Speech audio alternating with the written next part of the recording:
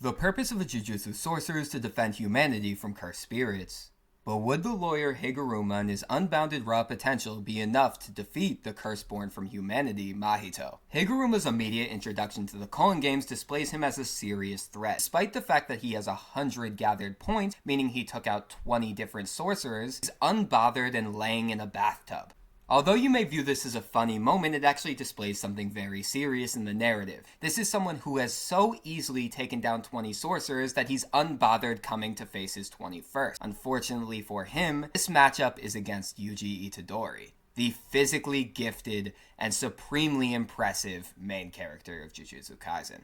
Although Higuruma might not be the most physically dominant sorcerer, he still does display a ton of impressive feats. When Higuruma is fighting against Yuji, who has zero cursed energy, Higuruma is able to force Yuji to fight defensively, which is something dramatically out of Yuji's character. Not only this, but he's able to match him in speed on a plethora of occasions, and on 2 occasions he nearly matches Yuji's physical strength. Now you may be asking, how is this impressive at all if Yuji has zero cursed energy?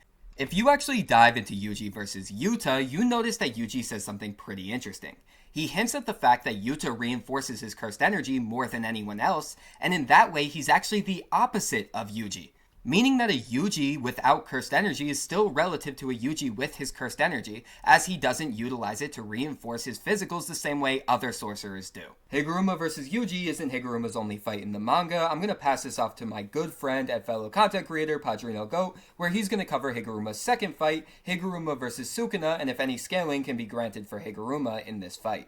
The next major battle that Higuruma takes place in is against Sukuna, and it doesn't really do a bunch for him scaling-wise, but it does give him some pretty cool abilities that he's able to use against Mahito. In the beginning of chapter 247, we see that Higuruma is able to use domain amplification to kind of take some of the brunt out of Sukuna's dismantle.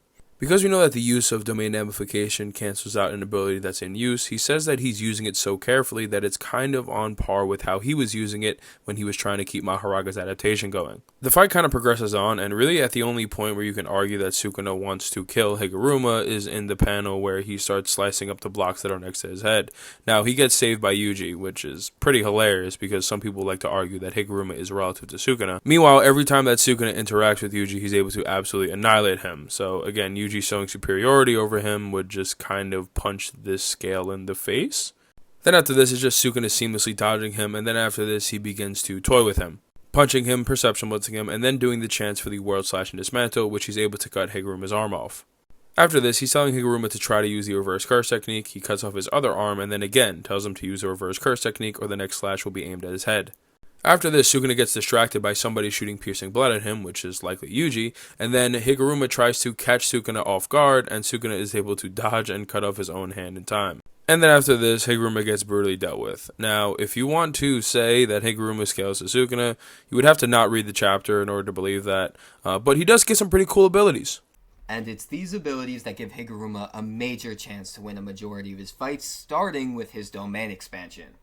Higuruma's domain expansion is what truly makes him such a powerful character. Once trapped inside of Higuruma's domain, you will be on trial for a random crime you've committed, and Higuruma will be given a random piece of evidence that may tie you to that crime. The rules inside of this domain heavily lead in Higuruma's favor, as the act of physical violence is strictly prohibited inside of this domain, meaning you can't physically knock Higuruma out of this domain expansion, so you're forced to go to court against a genius lawyer. The goal for Higuruma is to find you on a guilty verdict. Judgment is a Shikigami who spawns inside of the domain expansion and is completely all-knowing but non-biased. As each side only gets one chance to plead their case and the defendant is truly guilty of these crimes, it's almost impossible to walk out of this domain expansion without a penalty. The penalties we've seen are 2 that could be highly effective against Mahito, that being confiscation and the executioner blade. Confiscation either takes your cursed technique, cursed energy, or in strange cases, your cursed tool. With the death penalty, Higuruma gets access to the executioner blade. With one slash, this completely destroys your soul and takes your life. Domain expansion isn't Higuruma's only win condition in this fight. He actually has another, that being domain amplification. Now, if you're wondering what domain amplification is, I'm going to have another fellow content creator and good friend of mine, I_MadMatt, explain it now. So just in case people aren't exactly clear on what domain amplification is, it's very similar to simple domain. Instead of a dome, it's more like a bubble of water around you, and the user uses it to imbue their opponent's curse technique into it in order to nullify it. That's what Jogo and Hanami did to Gojo in Shibuya. Now we're gonna move on to what Mahito brings to the table, and then you'll soon see why that domain amplification thing is so important. So to start off with Mahito's AP, it's pretty impressive, especially in Shibuya, which is where most of his showings are. We see him punch Yuji in the face, reinforcing his punch with idle transfiguration, maybe splitting Yuji's skull if Mahito had, quote, put his back into it. We also have Mahito one-shotting multiple Mekamarus, and if you remember back in Goodwill,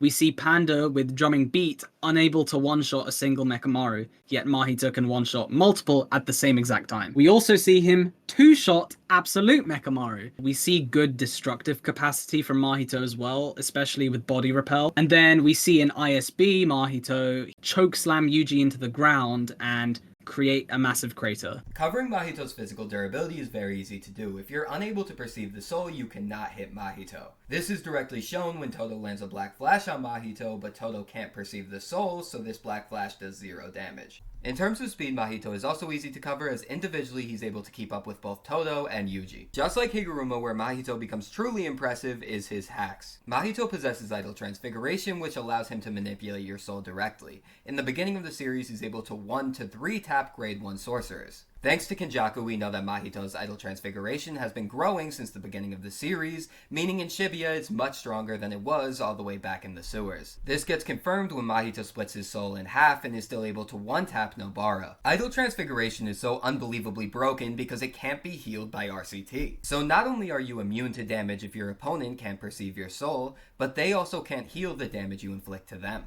But what if you have a way to bypass Mahito's durability and hit his soul directly? This is absolutely a win con, but it's by no means an easy one. Yuji, who's able to hit the soul directly, has berated Mahito with black flashes and a barrage of punches. Pair that with the 2 simple domain cannons that landed on Mahito from Mekamaru, you need to be a heavy hitter even if you can perceive the soul. But possibly the most broken thing about Mahito is his domain expansion.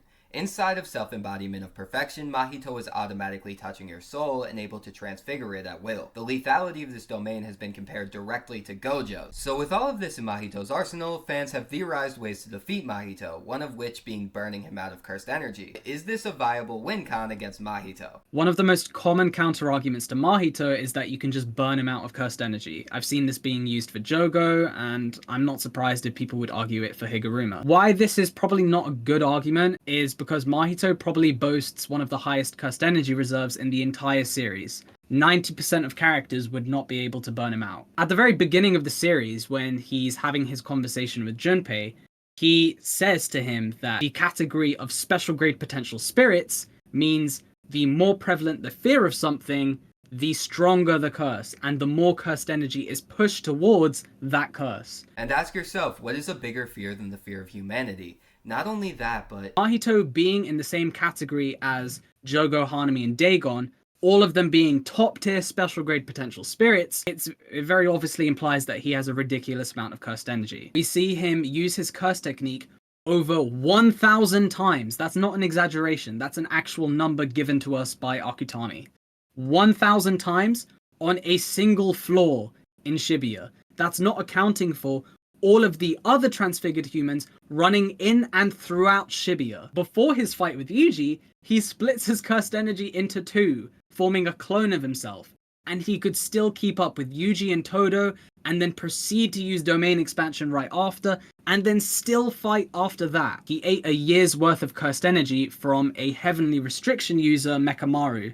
1 year's of cursed energy, and it had a negligible effect. Now that we know Higuruma wouldn't be able to burn out Mahito, let's talk about the win cons he does have. Starting with domain amplification, this would allow Higuruma to hit the soul directly by bypassing Mahito's curse technique. But sadly for Higuruma, he just doesn't have the physical prowess to prove to anybody that he'd be able to take Mahito out fast enough. One touch from Mahito and the fight ends from Higuruma's perspective. He needs to end this fast, and domain amplification would be his worst opportunity. This leaves Higuruma with his domain expansion, which actually opens faster than any other domain because it's non-lethal. This gives Higuruma almost 100% chance to trap Mahito in his domain, and because Mahito's such a horrible person, 99.9% of the community thinks this is where Mahito loses. But would Higuruma's domain work on Mahito at all? So even though Mahito is very obviously guilty of many heinous crimes, I don't think anyone can deny that, would Higuruma's domain even work on Mahito?